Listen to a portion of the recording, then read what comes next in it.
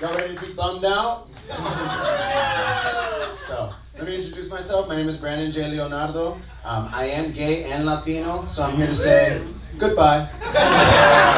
It's been nice knowing you. Adios, amigos. I actually have immigration, but for gays waiting for me outside the venue. I call it the Ice Queen truck.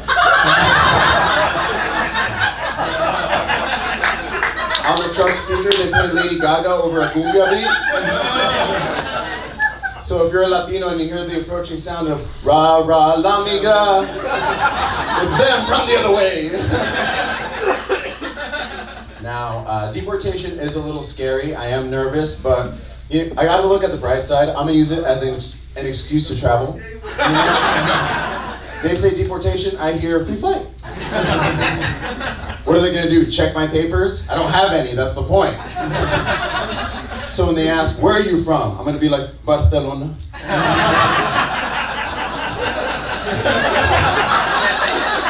I also know I pass as Middle Eastern, so I could be like, Dubai. Go out there, find me a rich king. Now, even before I said I was Latino, I knew some of y'all were just like, who's this Habibi Johnny Bravo looking Jimmy? Habibi little mama.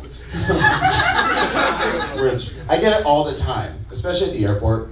You know, a little messed up, right? But here's the thing, I don't mind because I think Middle Eastern men are fine. Right? Yeah. So every time I get picked from random selection, I just take it as a compliment. I'm just like, oh my god, do you think I'm a threat?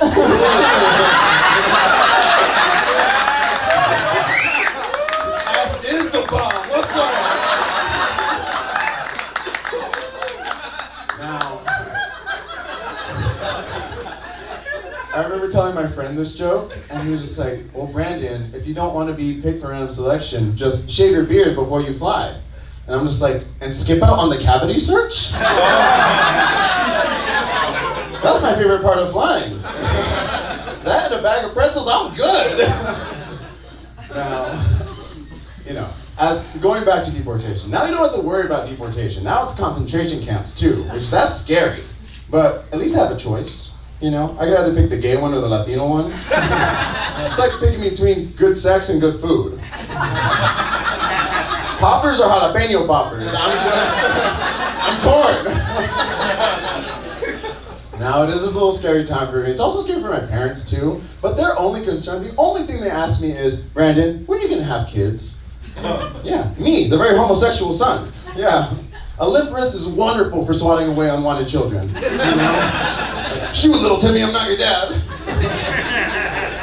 And I tell them, I'm just like, I have a heterosexual brother and sister. And I tell them, put your eggs in those baskets. Yeah, they're more probable to hatch.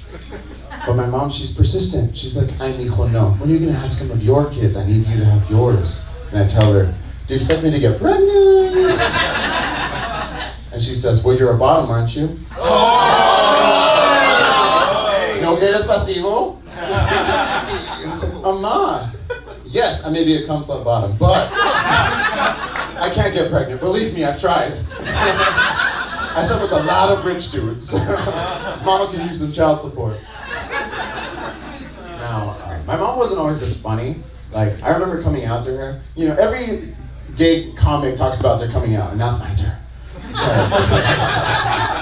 When I came out to her, she sucked. I remember I told her I was gay, and she was like, I know, mijo, we need to call the priest. We need to get El Padre to order to get this straightened out. And I was like, let's get one thing straightened out here, Mom.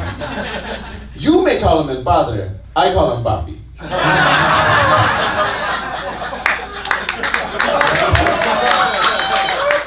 And actually, let's ring him up. He hasn't been returning my calls. It's divide and conquer. And then, you know, we had a sad coming out, we didn't talk for years. You've heard of one, you've heard them all, potato, tomato.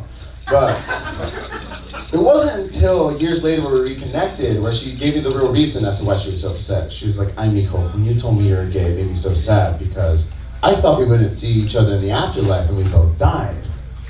And I'm just like, oh, Mom, but you beat children. I think we're going to the same place. In fact, I will see you and your wooden spoon in hell. I heard they're flame resistant down there.